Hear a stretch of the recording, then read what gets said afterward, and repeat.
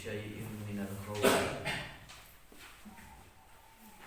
betul-betul akan aku uji kalian semuanya. Pasti siapapun pasti akan diuji. Bisyai'in minal khawfi, dengan sesuatu. Min ini min bayaniyah, karena sebelumnya ini ada kalimat yang umum ya. Yaitu berupa apa? Ketakutan. Ketakutan apa? Lil aduwi, terhadap musuh. Penafsirannya adu khauf ini artinya banyak. Saya baca dalam tafsirnya ini Ibnu Abbas menafsirkan juga takut ketemu musuh, takut jihad. Ayat itu kan kutiba alaihimul qital wa huwa kurhul lakum. Nah, itu kan enggak senang orang jihad itu. Karena apa? Takut. Takut musuh, takut mati, macam-macam. Gitu. Nah, Imam Syafi'i dalam Al-Qurtubi disebutkan beliau ini menafsirkan khauf ini adalah khaufun minallah, takut kepada Allah. Jadi ulama dalam hal ini penafsirnya bermacam-macam. Wal ju'i, dan lapar. Lapar itu tafsirnya al-qahti apa? Musim paceklik. Paceklik itu pancaroba, kalau pandemi. Nah, seperti sekarang ini musim enggak enak, serba enggak enak ya. Paceklik ju. Di sini penafsirannya ju di sini ulama juga bermacam-macam ya penafsirannya ya. Tapi rata-rata penafsiran memang menyebutkan adalah karena diuji oleh pandemi itu. Maksudnya kurang hujan, krisis, pasti akan diuji oleh Allah seperti itu. Lapar. Lagi-lagi Al-Qurtubi menukil Imam Syafi'i, wa qala Syafi'i. Jadi kalau Imam Syafi'i itu ya Imam Syafi'i, bukan pengikutnya. Wa qala Syafi'i. Di sini yang dimaksud dengan ju' adalah al-ju' fi syahr Ramadan. Lapar ketika berada dalam bulan Ramadan, ketika puasa. Jadi siapapun pasti akan lapar. Kayak miskin mesti lapar. Santri apalagi. Tapi santri yang BSM kayaknya enggak lapar. Ya, saya lihat sering ada makan. Enak enggak enak relatif. Pasti lapar. Dan ternyata rata-rata ini orang bilang ketika masih muda dulu kepingin bakso nggak bisa beli, kepingin daging nggak bisa beli, kepingin makan sate nggak bisa. Giliran sudah sukses, bisa makan apa aja, nah, kena penyakit diabetes, kolesterol, asam urat, jadi nggak bisa makan juga. Sama aja kan ada. Jadi manusia itu ada fasenya. Survei membuktikan, survei kenyataan, orang itu sekarang, zaman sekarang itu rata-rata penyakit banyak pantangan makanan. Zaman sekarang. Zaman dulu saya masih kecil, saya masih ingat kalau saya masih kecil. Zaman dulu itu kalau orang sakit rata-rata disuruh makan yang banyak, yang bergizi. Sekarang dulu mungkin makan enak itu jarang. Ya. Dan sekarang berbeda, makanan hampir nggak ada yang nggak enak. Kuliner masya Allah. Orang pada jauh-jauh pergi hanya untuk makanan aja. Orang Darmo ke Singosari biasanya beli bakso aja. Ya, saya tahu sendiri. Itu pun 2 hari betul-betul gitu. Pak, saya kemarin sudah kesini tutup, masa sekarang saya nggak dapat bakso yang sum-sumnya katanya gitu. Nah, di sini otomatis Allah ingatkan kepada kita. Maka dari itu orang itu kalau rajin Senin Kamis dijaga oleh Allah secara kenyataan aman dari berbagai macam penyakit kronis dan degeneratif.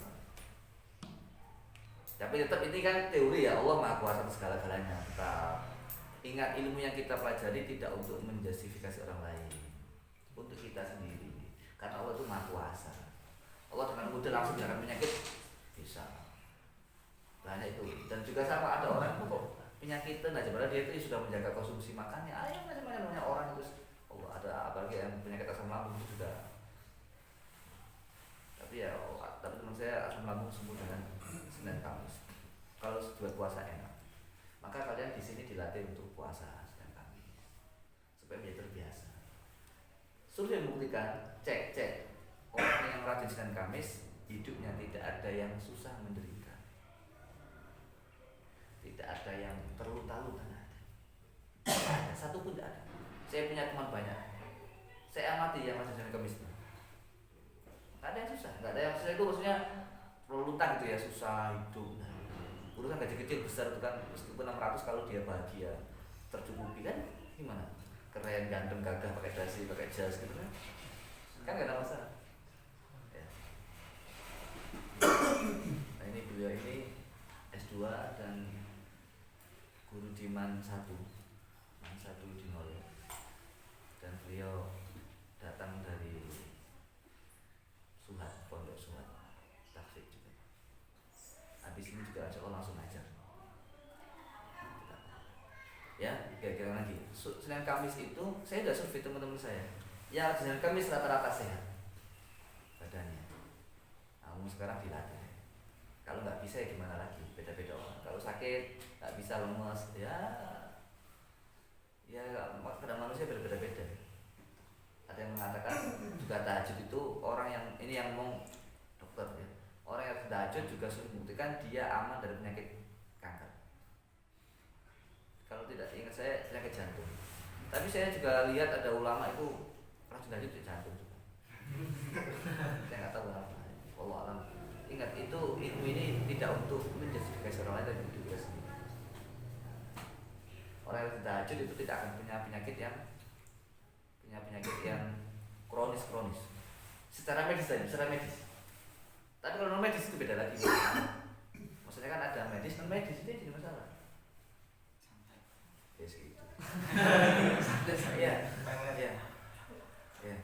Maka kalau mulai sekarang sudah dibentengi sejak awal, kuat ya. Sudah numpuk. Pas sukses sudah kuat, benteng sudah tebal. Kalau sejak sekarang. Paham ya? Senin Kemis itu usahakan. Kalau nggak bisa tidak apa-apa, namanya sunnah. Tapi kalau bisa, survei membuktikan, ceklah tanya lihat. Yang punya penyakit diabetesnya nggak bisa turun, punya penyakit asam urat nggak bisa turun, punya penyakit kolesterol nggak bisa turun, cek. Insya Allah kalau saudara-saudaranya rajin Senin Kemis, tanya dulu. Ya itu, insya Allah. Tapi kalau nggak tanya jangan dulu, tanya dulu. Ya karena boleh jadi dia penyakitnya itu non medis atau penyakit macam-macam. Saya jual orang itu mesti lapar. Dan menariknya lagi, jual itu ada dalam kitab tasawuf, babul jual. Risalah Syariah. Babul jual, jadi jual itu ada keistimewaan tersendiri dalam segi rohaninya. Dalam segi kesehatan, ini ngomong dokter lagi. Orang yang punya penyakit sel-selnya itu parah. Jadi gini, ini ngomong dokter. Ini juga penting di Jepang. Saya dapat ini dari dua sumber. Satunya artikel penelitian di Jepang, cek nanti ada di penelusurannya. Yang kedua dari langsung ceramah. Jadi orang itu kalau lapar usaha, tapi kalau insya Allah enggak, kalau lapar segera makan, beda ya kan. Itu orang-orang yang jarang puasa ini. Kalau kalian sudah insya Allah makan apa aja aman ya. Yang penting ada dimakan itu ya. Kalau kalian beda modelnya, ini untuk orang-orang yang usia 40 ke atas kan sudah mulai sukses ya. 40 nggak sukses itu bahaya. 40 nggak sukses harus banyak istighfar. Jadi ini yang boleh. Jadi kalau orang itu lapar, sebaiknya dia jangan langsung makan. Tahan dulu, karena ketika orang itu lapar, sel-sel itu akan memakan itu penyakit zat-zat yang sel memakan sel, regenerasi sel. Sel memakan sel. Sel yang hidup itu makan sel-sel yang mati-mati nggak kabang gitu, yang nggak berfungsi. Itu. Ini yang ngomong dokter. Dan di penelitian Jepang juga sama. Orang puasa itu, tapi dia mensyaratkan kalau tidak salah 6 jam atau 12 jam nggak boleh makan sama sekali. Itu sama, regenerasi sel puasa itu. Sel itu bisa di-update itu 30 hari. Makanya kenapa puasa itu 30 hari? Karena sel kalau sudah 30 hari itu sudah direcovery semua. Ganti sel baru. Tapi dengan catatan ketika berbuka harus tahu aturan. Sudah puasa kok masih sakit. Nah, kan aturannya nggak dipatuhi. Kulu washrabu wala tusrifu. Ya, Rasulullah itu di Mekah itu kalau kita itu puasa Ramadan di sana, itu kan kita buka hanya kurma, susu ya atau teh ya. Khalid apa itu pokoknya roti, kurma itu masih ada. Kurma itu masih ada. Teh ada terus. Insyaallah selalu ada itu.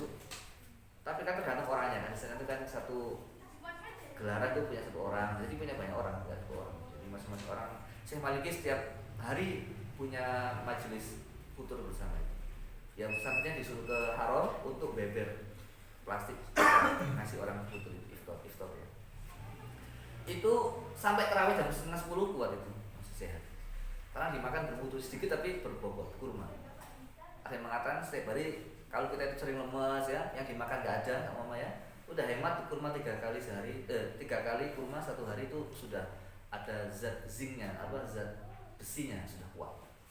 Kurma 3 butir sehari minimal itu sudah buat badan sehat ya. Jadi memang betul dirasakan kalau buka itu habis terawih makan itu kalau aturan ya, kayak penyakit itu. Kalau nggak punya penyakit ya buka dulu baru terawih kan. Terawih dipakai untuk mengendorkan makanan. Sakit ya walju orang itu pasti akan sama Allah pasti harus diuji oleh Allah dengan lapar, dan ternyata lapar itu bermanfaat. Orang itu kalau lapar itu memang kenyataannya sombong itu sulit, egoisnya menurun. Dan terapi orang-orang yang keras kepala, egoisnya tinggi itu dengan puasa. Yang suka menang, orang itu kalau selalu diikuti, dituruti apa sih kemauannya itu juga nggak bagus, membuat dia semena-mena, otoriter, arogan. Tapi kalau dia itu lapar, males, mau marah nggak ada tenaga. Coba aja, karena itu populer kan, untuk menaklukkan nafsu itu dengan puasa, menaklukkan setan itu dengan a'udzubillahi minasyaitonirrajim, wa imma yanzaghannaka minasyaitonir nazghun fasta'idz billah, langsung dari Allah tipnya. Kalau nafsu itu dengan puasa. Kan ada cerita dalam Imam Al-Ghazali, bukan Syifatul Qulub saya dalam kitab itu disebutkan ya kan nafsu Allah ya nafsu man anak anda. Egoisme itu kan begitu, meskipun dia itu miskin, kalau egonya main dia nggak mau menerima makanan. Kita lapar tapi dia ngasih kita itu dengan cara yang nggak baik, si orang nggak terima itu. Lapar makan nggak, meskipun kita lapar, karena egonya itu meskipun miskin, kalau dihina nggak terima. Meskipun jelek, dibilang jelek dan dia sadar dibilang orang jelek nggak terima. Nafsu tinggi egonya. Itu meskipun dia itu ngaca ya, sadar dia itu nggak ganteng misalkan, tapi dibilang kamu kok manis, seneng dia. Seneng orang itu. Maka di sini itu nafsunya bermain. Makanya kita harus melihat orang dulu, panggil dengan sebutan yang menyenangkan. Ada orang kita bilang kamu kok tambah hitam nggak lama katanya, orang itu tersinggung meskipun dia sadar. Gimana caranya kamu kok tambah manis? Artinya tahu ya tambah hitam. Tapi dia menerima. Nafsunya bermain. Maka untuk berbicara sama orang, untuk kita itu bisa bermain itu nafsunya harus dinaikkan. Nafsu itu egonya tinggi sekali, nafsu itu. Dia minta dihargai. Dihargai nggak bisa. Makanya orang pinter ya, kalau dia itu sepinter apapun, kalau dia menyakiti orang lain, ilmunya hilang semua. Di hadapan yang disakiti maksud saya. Ya kan? Orang nggak bisa apa-apa, tapi menyenangkan di hadapan orang itu. Nah, dia itu justru senang. Nah, nafsunya yang di apa namanya? Yang ditonjolkan. Jadi kita juga harus pandai. Nah, nafsu itu ya, apa kata Allah? Setelah itu kata Allah nafsu itu 1000 tahun di neraka, panas. Sama Allah dilintas lagi. Siapa saya? Anak-anak anda. Kedua kalinya. Jadi orang itu kalau sudah egonya tinggi, gurunya pun tidak diakui. Iya apa tidak? Maling kundang itu kan kisahnya nggak tahu kita apa kayak. Katanya nyata katanya. Batunya wallahu a'lam ya, tapi katanya nyata, tapi ada yang mengatakan itu juga masih ada jantung baru, nggak tahu itu saya nggak tahu sendiri ya. Kesimpulannya itu. Jadi ibunya nggak diakui dan itu ternyata banyak. Kalian bisa ngecek di saya punya teman alumni Suci kerja di dinas sosial Panti Jompo dia kerjanya. Jadi ngurusi orang tua gitu. Hasil surveinya dia mengatakan rata-rata yang menaruh orang tuanya Panti Jompo itu anak-anak yang didikan orang tuanya murni materialistik.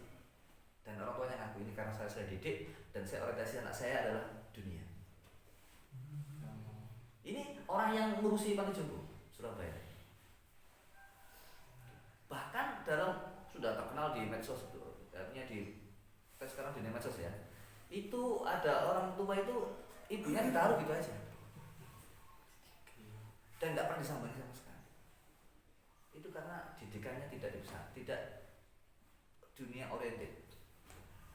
Tidak iya. Masya Allah. Maka di sini sangat penting sekali agar kita ini betul-betul tahu diri, ya jangan sampai nafsu kita yang naik. Itu benar-benar itu bentar lanjut ya. Yang ketiga, jadi nafsu itu nggak mau dikalahkan. Meskipun dia itu sadar, saya ini anaknya harus jalan, tapi kan nafsunya itu banyak. Yang ketiga, sama Allah ditaruh di neraka lapar. Neraka lapar 1000 tahun juga. Terus itu diminta sama Allah, diambil. Man ana antallah. Logikanya ya, anak yang tidak dipondokkan itu tambah sama orang tuanya logikanya. Karena selalu didampingi setiap saat kan. Justru dipondokkan malah nggak bakti mestinya begitu logikanya. Karena di pondok itu dikirim di tempat penderitaan. logikanya nggak ada kulkas. Nggak ada kulkas. Nggak boleh main game. Makan nggak enak, uang sering telat, jajan repot. Makan biasa. Ya, kapan diantri?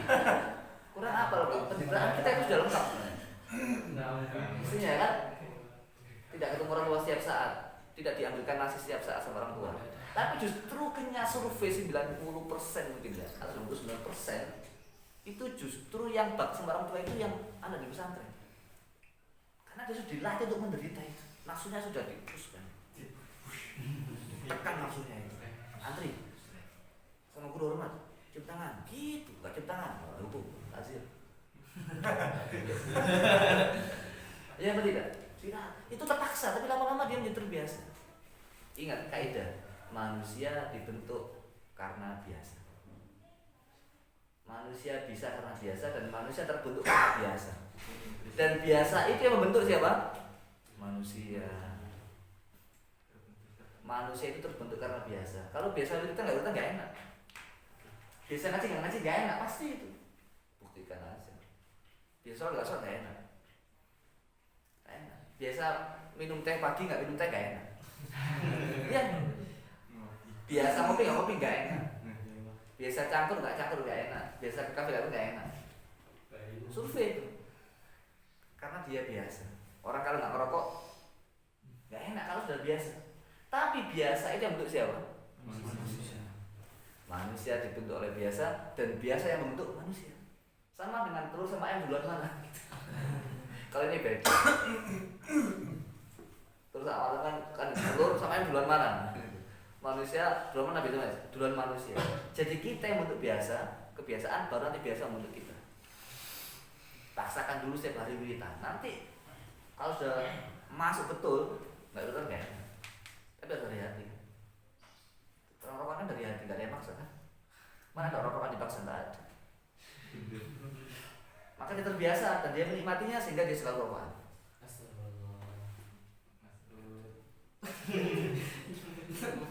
Paham ya? Biasa. Ya, maka harus kebiasaan. Bisa baca Quran nggak enak, buktikan aja. Tapi nikmati baca Qurannya. Bisa olahraga nggak enak. Jadi oleh karena itu kita harus membentuk habit yang baik, sehingga kita menjadi terbiasa orang lain. Biasa nggak apa? Biasa pakai baju nggak enak. Sholat biasa pakai tangan panjang apa nggak enak. Biasa pakai sepatu nggak enak. Maka kita harus bentuk, paksa dulu. Yang baik kita bentuk, baru menjadi baik. Ya, jadi kesimpulannya itu, ini survei, ini ada orang cerita, dia punya anak 2 atau 3, kesimpulannya dia cerita, saya punya anak, satunya saya pesantrenkan, satunya nggak saya pesantrenkan, akhlaknya beda. Masih bagusnya yang di pesantren. Padahal di pesantren itu dikirim di tempat Ya apa tidak? Semua tahu di pesantren kan gak enak, semua orang tahu itu. Ya kecuali pesantren-pesantren yang modern ya. Dan pesantren modern juga banyak yang ya kalau tengkurang masing-masing ada. Ya, kesimpulannya adalah setiap orang akan diuji Allah dengan uang. Gitu ya. Wa naqsim minal amwali, dan kekurangan harta, bil halak, dengan kehancuran. Di sini penafsiran kekurangan harta ini Ibnu Abbas lagi dalam kitab Al-Qurtubi beliau menyampaikan yang dimaksud di sini adalah kekurangan harta karena dibuat untuk perang. Imam Syafi'i luar biasa, kurang harta di sini Allah uji dengan zakat yang wajib. Semua orang akan diuji oleh Allah dengan kurang harta, kurang harta karena dipakai untuk zakat. Ini ada hadis yang mutorid dari hadis, inna fil mali haqqan siwa zakat. Dalam harta itu ada hak selain zakat. Jadi kalau nggak cukup zakat, jadi harus ada uang yang dikeluarkan. Tapi hadis ini mutorid karena ada hadis lagi yang lain, in laisa fil mali haqqan siwa zakat. Dalam harta itu nggak ada lagi hak kecuali zakat. Ini hadisnya mutorid. Mutorid itu sama-sama soalnya nggak bisa didamaikan, nggak bisa dikompromikan, juga nggak bisa tarjah juga. Akhirnya dihukum mutorid karena nggak bisa didamaikan. Tapi sama-sama soalnya. Menariknya di situ. Kalau doanya kan nggak usah di mutorid, palsu soal itu aja. Tapi karena ada dua hadis ini mutorid. Tapi kalau secara kenyataannya, memang orang itu tidak bisa tidak untuk tidak bersedekah selain yang zakat. Kenyataan. Coba aja orang kalau hanya zakat yang dikeluarkan hidupnya itu nggak enak. Survei. Buktikan dengan Allah berfirman ini. Fa amma man a'ta wattaqa wa saddaqa bil husna fasanyassiruhu lil yusra. Rajin memberi, bertakwa, percaya kepada akhirat, Allah mudahkan hidupnya. Saya survei itu orang yang suka memberi itu hidupnya enak, sama Allah tata hidupnya. Meskipun orang itu pasti akan ujian ya, bukan berarti kalau kita begini nggak ada ujian. Terus uji mesti beda-beda ujiannya. Tapi secara rata-rata hidup itu enak. Yusra, fasan yasirul yusra, mudah. Maka nanti ini jadikan sebagai kaidah hidup. Mau ngapain saja sedekah. Selalu mudah kan? Ya sebisanya. Ini ada orang tes CPNS. Tes CPNS ya, naik ojeknya itu mungkin harganya 10.000 mungkin ya. Ya dia karena CPNS uangnya nggak banyak ya. Habis ojek itu dikasih uang tip kalau nggak salah 20.000 kalau nggak salah. Itu langsung keterima tesnya. Hanya dengan 20.000 keterima tes CPNS. Ya, tuh ya tergantung mikdarnya itu kemampuannya loh ya. Itu memang dia segitu sudah banyak menurut dia itu. Kalau dia makan sehari 2 kali kan. Itu pun makannya yang penting tahu sama tempe. Itu pun nggak digoreng, direbus ya. Digoreng pakai minyak. Ngerebusnya sekaligus campur sama nasi. Nah, ya. Jadi di sini itu. Jadi kalian ini biasakan memberi karena Allah ya. Setiap pagi usahakan wa naqsim minal amwal, kalian akan diuji Allah dengan kekurangan harta. Dan kalian semuanya ini ya, saya pastikan nggak pakai insya Allah. Semuanya kalian ini pernah kehilangan uang. Semuanya yang ada di sini. Semua. Sama. Ini bukan ramalan, kok sakti? Bukan ramalan, ini kenyataan. Itu sudah sunatullah. Makanya kalau kita punya ilmu itu kita bisa melihat orang lain dan kita bisa sendiri. Itulah ilmu hebatnya, bisa melihat kita, melihat masa depan dan orang lain juga, dan melihat kenyataan dan kehidupan dari ilmu. Maka saya sudah pastikan nggak pakai insya Allah. Semuanya pernah kehilangan uang. Semuanya. Meskipun nggak pernah cerita. Oh, kok sakti deh? Oh iya sakti. Itu ingat itu. Dan kalian semuanya pasti pernah lapar. Ya pasti. Kalau itu kan semua orang mengalami ya. Kalau kehilangan kan kok tahu gitu. Karena orang itu makan kalau hubungan gitu ya. Yang dimaksud sini kelaparan, bukan kelaparan ya, lapar ya. Ada yang bertanya begini, Ada yang bertanya ini penting sekali. Yang punya pertanyaan pendam terjawab. Allah itu wa ma min dabbatin illa 'ala Allahi rizquha wa la taqtulu auladakum khasyata imlaq nahnu narzuquhum wa iyyakum. Ada yang nahnu narzuqukum wa iyyakum ya. Wa la taqtulu auladakum khasyat min ada yang min ada yang khasyat. Wa la taqtulu auladakum min imlaq nahnu narzuqukum wa iyyahum. Saya kasih sedikit balaghahnya Quran, kenapa kok seperti itu? Nah, wala taqtulu auladakum min imlaq, jangan bunuh anak kalian karena takut miskin, takut enggak punya harta. Nah, narzuqukum wa iyyahum. Kalau yang satunya begini, wala taqtulu auladakum khasyata imlaq, nah narzuquhum wa iyyakum. Ingat. Kalau kita punya ilmu insyaallah enggak begitu lupa apanya. Nah, kalau kita itu punya ilmu, kita itu hafal Al-Quran pun agak membantu. Di situ kan wala taqtulu auladakum min imlaq nahnu narzuqukum baruhum. Itu apa rahasianya? Di situ jangan bunuh anak kalian gara-gara hartamu takut kurang. Maka nahnu narzuqukum dan hum. Maka aku kasih rezeki kamu dan mereka anak-anak itu. Kan ada orang dibunuh karena saya takut harta saya kurang. Apalagi saya aja pas-pasan, apalagi untuk anak saya kan gitu bahasanya ya, bunuh anaknya. Jangan, itu ada. Meskipun nggak banyak kan, alhamdulillah ya. Yang kedua, wala taqtulu auladakum khasyata imlaq. Jangan bunuh kamu anakmu takut miskin. Itu artinya apa? Dia sudah punya uang untuk dirinya sendiri, tapi takut kalau anaknya lahir dia menjadi miskin. Maka takut anaknya yang miskin juga, anaknya jadi miskin takut. Karena dia kan sudah punya uang untuk makan sehari. Takut anaknya itu miskin, takut anaknya itu nggak bisa makan. Apa makanya nahnu narzuquhum, dia paham? Dua kali diingat sama Allah. Jadi jangan bunuh anak kamu karena takut kamu berkurang, dan jangan bunuh anak kamu karena takut dia nggak bisa makan. Dua-duanya sama Allah sudah dijamin. Tapi kenapa masih ada orang-orang yang mati kelaparan? Itu pertanyaannya. Bismillah kan? Bismillah. Kalau yang mau bertanya. Kalau yang hatinya sering ganjil, jawabannya adalah contohnya di Afrika banyak orang yang mati kelaparan. Ternyata itu ada sufi, nanti dicek ya, sejarah Afrika kayak gimana. Ternyata itu ada penemuan Afrika itu dulu negara kaya raya. Ya sudah ada yang tahu kaya raya, cek nanti betul apa tidak ya. Saya baca artikel itu bahasa Arab. Afrika itu kaya raya. Dan lalu kemudian orang Afrika ini ternyata suka menyia-nyiakan makanan. Beli makanan buahnya buang, makanan banyak buang, makanan banyak buang. Lalu akhirnya Allah uji dengan kelaparan itu. Dan kelaparannya itu bukti dan sebagai sebagai bentuk dari hukuman Allah kepadanya. Suka makanan Jawa. Nasionalis. Tidak nasionalis. Tidak kurang wawasan wisata. Sudah ya, ngerti ya? Jadi Allah, makanya saya tahu sendiri. Ada seorang kiai itu di Pasuruan. Itu saya bertamu ke beliau, saya disuguhi makanan, saya nggak habis, itu jangan dibuang, saya bilang, mau dimakan. Jadi beliau ini punya kebiasaan nggak mau buang makanan.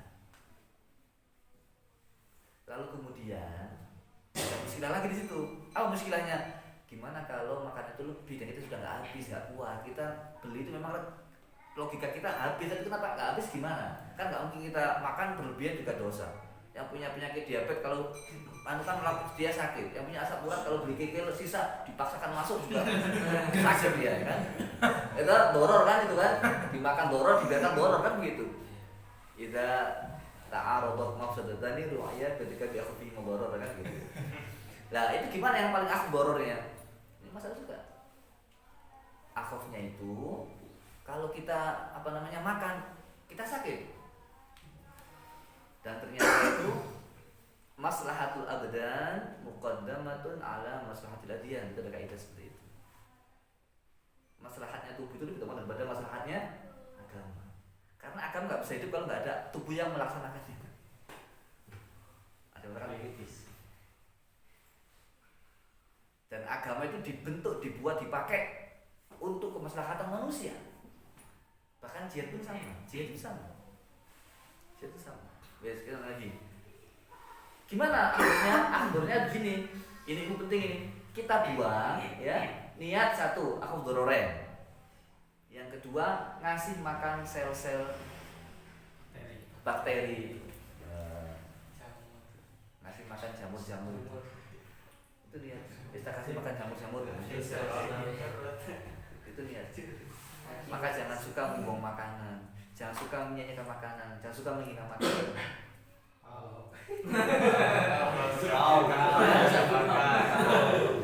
Nggak bisa makan Jawa. Kalau mesti dikasih aja ya. Iya kasih. Wes ya, itu ya. Jadi itu ya, orang diuji oleh Allah dengan lapar itu di Afrika itu karena memang dulunya menyanyikan makanan. Udah lagi wal anfusi dan diuji Allah dengan jiwa. Jiwa ini apa? Bil qatli wal mauti wal amrodi. Ya betul, dengan pembunuhan, kematian dan sakit. Yang Syafi'i juga insya Allah menafsirkan anfus juga sakit ya. Dia dengan sakit. Terus orang tadi saya sudah ramal juga kalian semuanya. Kalian semuanya juga pernah sakit dan akan sakit. Akan sakit semua ini. Calon-calon orang yang sakit. semuanya akan sakit dan akan sakit, sudah sakit kita. Semuanya itu sunatullah. Enggak ada hidup itu yang surga enggak ada. Hidup itu memang penuh dengan ujian, tantangan dan orang yang dalam pikirannya hidup itu selalu enak yang benar enggak mungkin terjadi.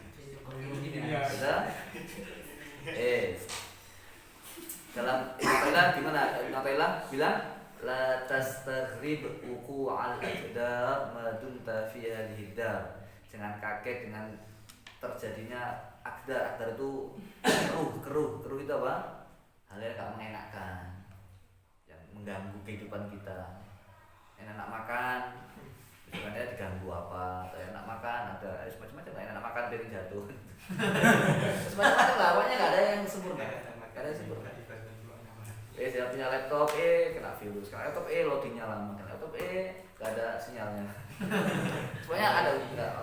Madum kata selama kamu dulu nggak ada. Apa boleh mengatakan fa innaha ma abrazat illa ma huwa mustahaq wasfiha wa wajibun 'alaiha. Dunia itu sudah sifatnya seperti itu. Dalam sebuah syair itu saya masih ingat apa? Ad-dunya darul batila. Dunia itu tempat ujian. Walaisa darus istiwa, dan dia bukan tempat istiwa, tenang, tentram. Man arafaha, yang tahu hakikat dunia, lam yafrah bi rokok, walam yahzan bi syaqaq. Orang yang tahu kehidupan hakikat dunia tidak akan bahagia karena rokok itu kemewahan, kemudahan. Walam yahzan, gak sedih dengan syaqaq, dengan yang gak enak. Likaila ta'saw ala ma fatakum wala tafrahu bima tafrahu wala tafrahu ma apa bima. Likaila ta'saw ala ma fatakum wala tafrahu bima atakum. Nah, itu tujuannya. Tuh. Bahagia alhamdulillah biasa aja. Sedih ya dunia seperti ini. Syekh Kiai Khairuddin pernah cerita, saya masih ingat cerita itu. Syekh Maliki ketika datang ke Jakarta pokoknya Indonesia ya, mungkin tepatnya Jakarta itu lupa saya. Itu nyewa di hotel mahal, bosnya top hotelnya. Kiai dipanggil. Ya sini saya sekarang Indonesia. Syekh Maliki itu punya komen begini, saya kalau ke Indonesia dipersilakan oleh murid saya, meskipun rumahnya jelek saya akan singgah. Tapi kalau ada yang mempersilakan saya akan nginep di hotel yang paling mahal, paling hotel yang mewah lah. Kenapa? Menghormati ibu saya. Saya mati gitu, menghormati ibu saya. Jadi ibu itu harus dihormati. Ya. Akhirnya apa? Di hotel, Kiai bilang waduh dia tidur di kasur yang sangat empuk gitu. Kiai di hatinya. Ternyata istari hasil itu tikar. Kiai bingung ini kenapa kok disuruh beli tikar? Ini hotel kok pakai tikar, ini gimana kan? Karpet biasanya yang bagus-bagus itu. Ya tergantung hotelnya. Akhirnya apa? Ternyata Syekh Maliki dan Ki Ihya tidur di lantai. Kata beliau ngajari muridnya, Ihya, idza stawa fi qalbika baina sarir wal hasir fa anta apa namanya? Baguslah gitu. Kalau sudah sama di hatimu antara kasur dan tikar, maka kamu sudah bagus hatimu. Jadi itu di tikar di kasur biasa aja. Hatinya seperti itu. Bang, kasur karpet sama aja. Gitu. Justru kalau untuk kalian lebih bagus karpetnya. Ada orang dilarang tidur di kasur, tapi nggak ada orang dilarang tidur di karpet, nggak ada. Orang yang punya penyakit jantung nggak boleh tidur di kasur karena dia melengkung. Ada coba penyakit yang melarang tidur di kasur, browsing ada. Tapi nggak ada yang melarang tidur di karpet, nggak ada. Di lantai. Ya, kalau bisa kasur itu, kalau bisa ya, ini ya nggak wajib. Lebih aman karpet karena dia mudah dirawat, dijemur, dibersihkan dan punggung bagus. Kalau capek-capek itu terasa betul. Kalian dulu capek lama capek ya, itu kalau sudah rebahan tuh keras. Soalnya itu nyanyi. Di kasur nggak begitu, tapi terasa. Di kasur mungkin terasa kalau sakit. Tapi coba bisa di kasur atau sini, terasanya lebih kuat lagi. Olahraga yang untuk terapi punggungan selalu di sini, selalu di matras ya yang datar. Nggak ada latihan punggung di kasur, nggak ada. Terapi punggung di kasur nggak ada. Dan di karpet itu anti hewan tinggi itu. Kalau kasur tuh tingginya lumayan. Ya tahu sampai ke bakti. Jadi kalau bisa di sini. Kalau bisa karpet. Kasurnya itu turunkan, nanti kita hibahkan sama yang butuh. Tapi ini ya kita bantu saya ya, untuk tangga yang membutuhkan. Senang mereka. Saya dulu pernah buang bantal kalau salah. Emang dibuang, saya pakai. Saya juga pernah buang satu, emang dipakai.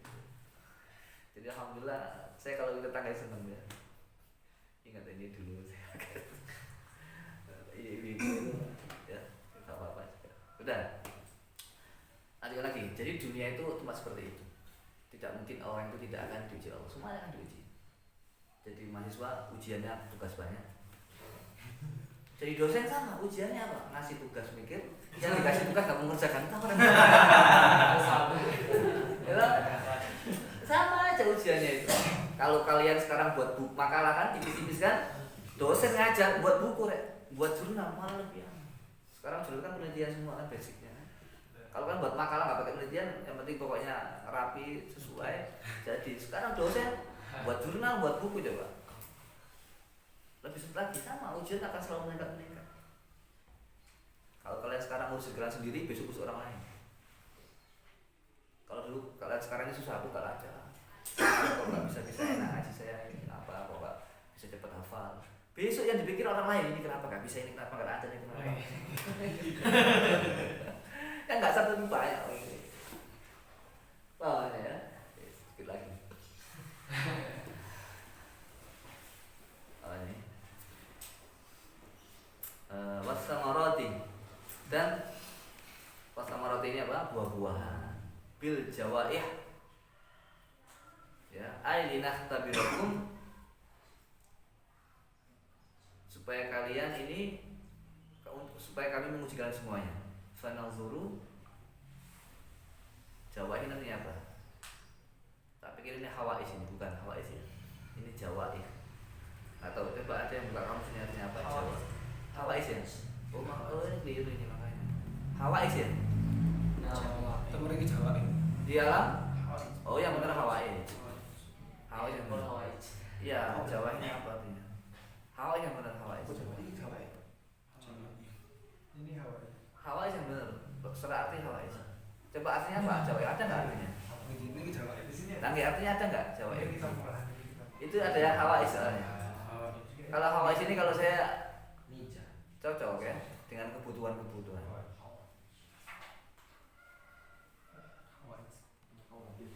Kalau Jawa ini apa artinya? Musibah. Musibah. Ya. Musibah. Madinya apa madinya? Kok madinya? Kan Mufradnya. Jaih. jaihan. Berarti ya dua-duanya masuk akal. Dengan berbagai macam musibah atau berbagai macam kebutuhan. Dua-duanya benar berarti ya. Tergantung yang cetakannya apa. Ya, bil jawaih atau bil hawais. Kalau hawais berarti jaihan berarti musibah. Aina sebenarnya kami tujuan untuk menguji kalian semuanya. Fananzuru maka kami melihat atas biruna amla apakah seperti tidak. Tujuannya supaya apa? Kamu sabar atau tidak. Wa basyirus sabirin, berbahagialah orang-orang yang sabar. Al balai atas musibah bil jannati dengan surga. Siapakah itu? Nah, kita kajian insyaallah besok. Siapakah itu? Para ulama nanti. Nah, kesimpulannya apa? Ayat ini kepada kita menunjukkan kepada kita orang pasti akan diuji. Jelas dengan meskipun sukses diuji tetap semua pasti diuji, sukses diuji, nggak sukses apalagi. Semuanya diuji, pasti semuanya diuji. Meskipun sudah baca doa, memperlancar semua urusannya, tetap akan ada masalah. Pasti ujian mesti ada. Meskipun bukan nikah isi khorok, tetap nanti ada masalah juga. Meskipun istri dari Gusti Allah tetap ada masalah. Pasti itu. Ya, meskipun sudah ditirakat, sudah dipuasai, tetap anak itu akan bikin ulah juga. Pasti ya, jadi ujian pasti kan ada. Ayat masuk ini Allah berulang kali itu dalam surat Al-Ankabut apa?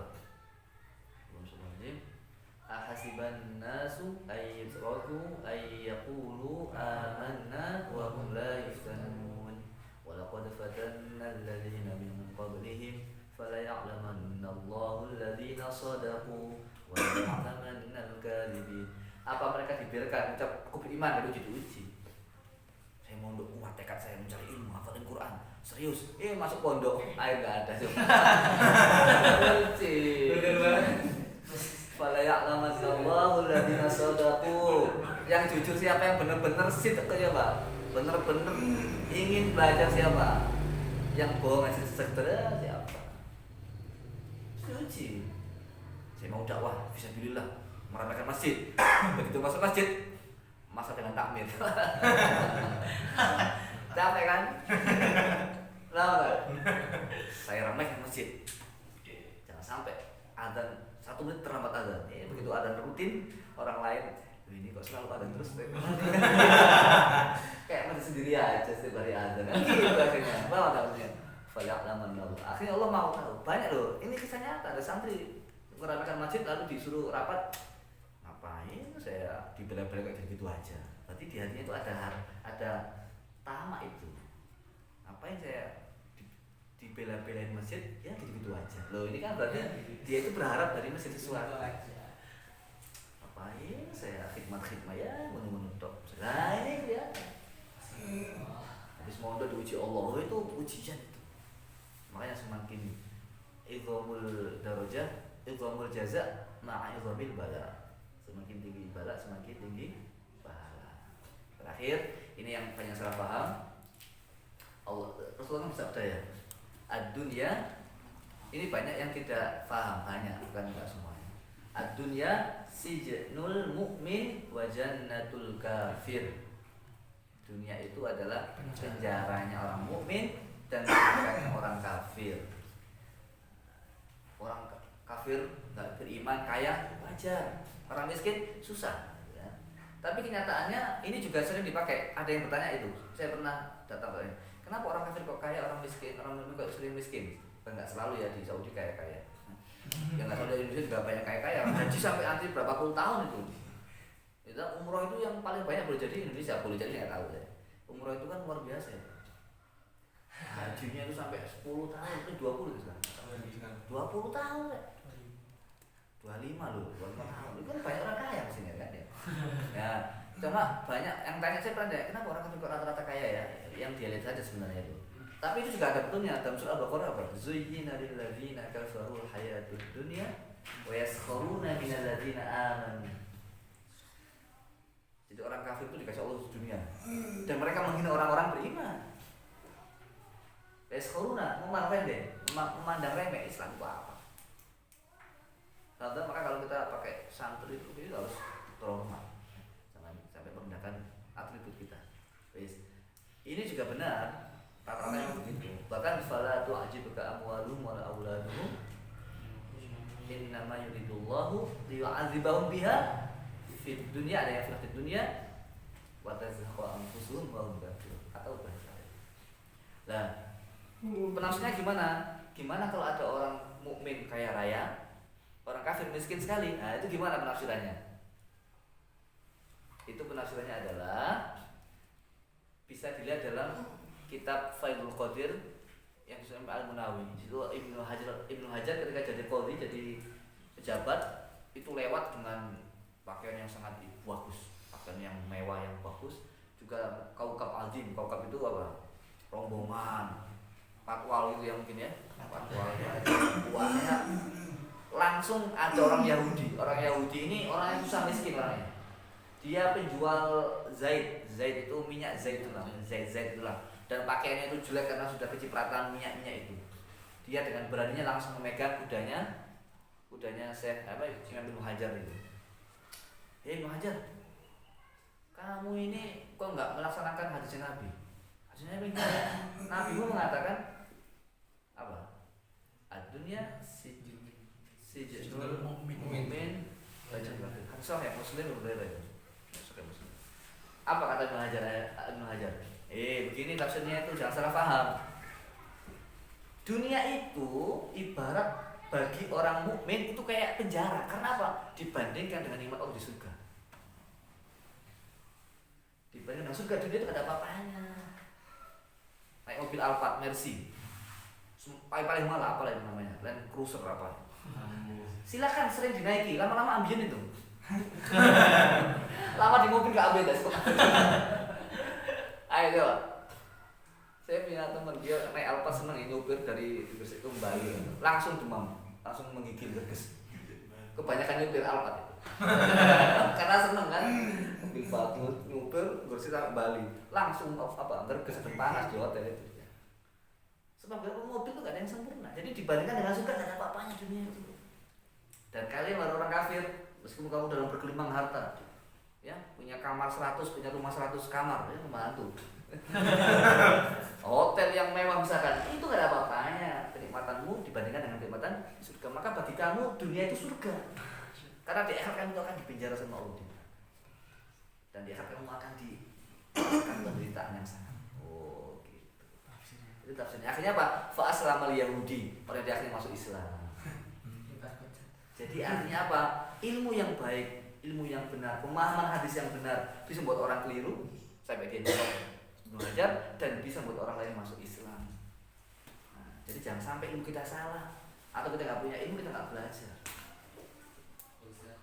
Paham ya?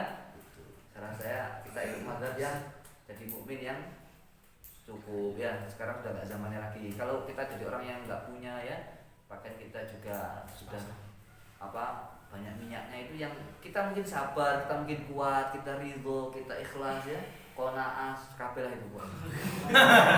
Tapi masalahnya itu kasihan yang melihat yang itu kasihan mau noni iki kan kasihan orang itu kan, mau ngasih nggak punya, nggak dikasih kok ya nggak tega gitu.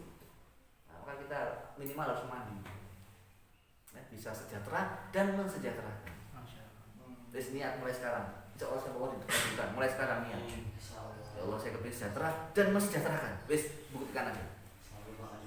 Niat mulai sekarang. Ya Allah saya kepingin sejahtera dan kepingin mensejahterakan orang lain. Allah kabulkan nanti. Wis itu aja. Setting kemarin ini sudah masuk pikiran setting yang kedua. Yang kemarin yang pertama, maafkan semua orang yang sudah menyakiti dan yang akan menyakiti. Itu mindset. Kalau sakiti orang lain, saya maafkan. Kalau pertama kali wal kazimin al ghaidh, itu menahan marah. Tapi dia mengatakan apa itu sabar? Ingat saya. Apa itu sabar? Apa itu sabar? Sabar itu macam ada definisi sebenarnya tidak ada. Maka kalau kenapa? Ya, sabar itu macam-macam. Tahu saya nggak suka kalau ada batasnya, nggak setuju ya. Nggak ada batasnya sabar itu. Sabar ya sabar, selesai. Ini kurang 1 menit atau 2 menit ya. Nanti molornya 20 menit. Tidak ada gitu. Kita tidak tahu lah. Sabar itu adalah as-sabru inda sadmatil ula. Sabar itu ketika pertama kali. Jadi ketika uang hilang, Allah yang menghendaki, itu sabar. Wasbir wa sabru ila billah. Buktikan ya, jangan sampai lupa. ketika kalian sama Allah sedang baik-baiknya hatimu dengan Allah sedang baiknya, wiritan sudah tuntas dibaca, Quran sudah dibaca dengan baik dan khusyuk betul semuanya, buktikan aja. Ketika Allah uji kamu itu hatimu tenang aja, biasa aja. Artinya yang kita sayang hilang, ya Allah menghendaki kemana lagi? Buktikan. Buktikan. Syarat yang pertama, syarat yang pertama, sama Allah harus bagus dulu. Lalu kemudian kita sudah membaca, ngaji Quran, gak ada waktu yang tersia-siakan, pokoknya sudah bagus lah. Buktikan. Dan sebaliknya, ketika wiridan kita nggak kebaca, ibadah kurang, banyak kesibukan, saya dari bilang aja udah capek. Maka wasbir wa ma sabruka illa billah. Buktikan aja, omongan saya ini. Kalau kalian itu sudah baik-baiknya itu kehilangan apapun, ya Allah yang menghendaki kemana. As-sabru inda sadmatil ula. Dalam tafsir ada salah tafsir mengatakan gini, kalau sabar nggak pertama itu semua orang bisa sabar. Contohnya misalkan kita kematian ya, diambil Allah anaknya atau istrinya atau keluarganya, itu seorang apapun tuh ya, kalau sudah lama kan jadi biasa itu. Sabar itu pas pertamanya itu. Nah, kalau sudah lama kan orang semuanya sabar. Pertama kali aja susah, sebenarnya sudah biasa. Biasa susah. Hanya biasa aja dia. Biasa susah. Itu kan sudah biasa menderita. Pertamanya aja. Jadi sabar itu ada itu kalau tidak nabi itu. As-sabru inda itu nabi. Terus kemudian apa itu sabar? Sabar itu macam-macam. As-sabatu ala ahkamil Qur'ani was sunnah. Selalu tetapi Quran dan sunnah. Ada lagi sabar itu tarkus syakwa, tidak mengadu kepada orang lain, tidak sambat kepada orang lain. Dalam sebuah riwayat kita baca, ciri-ciri orang makrifat sama nggak makrifat. Orang makrifat itu kalau punya masalah kepada Allah, orang nggak makrifat kalau punya masalah lalu kepada manusia. Punya masalah siapa yang bisa menolong saya? Orang makrifat ya Allah. Orang makrifat itu pagi-pagi ma yaf'alullahu bi. Apa yang Allah kerjakan sama saya? Orang nggak makrifat, saya mau ngapain? Orang nggak makrifat. Ini mau ngapain ya? Nah itu ya, sabar itu tarkus syakwa, yang gitu. Ada yang mengatakan sabar itu al-isti'anah billah, minta tolong sama Allah, sabar. Punya masalah, tolong sama Allah, sabar itu. Ya, sabar. Sabar termasuk menunggu selesainya ngaji juga termasuk. Yang terakhir, sedikit lagi. Syekh Buti mengatakan apa? Syekh Buti Muhammad Al-Buti ya, rahimahullah. Syekh Buti, sabar itu apa? Intizarul faraj min Allah. Menunggu datangnya jalan keluar dari Allah.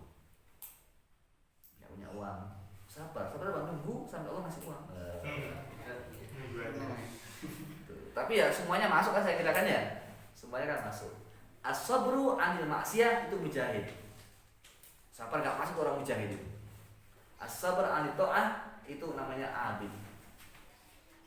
Taat sabar, ngaji sabar, sholat sabar. Ya, punggung murai rasa nggak enak, sabar. Namanya abid, orang ibadah. Tapi kalau sabar nggak maksiat itu mujahid, orang yang berperang melawan kejahatan. Nggak ngaji itu kan maksiat, nah, itu ngaji aja, nah, itu sudah mujahid.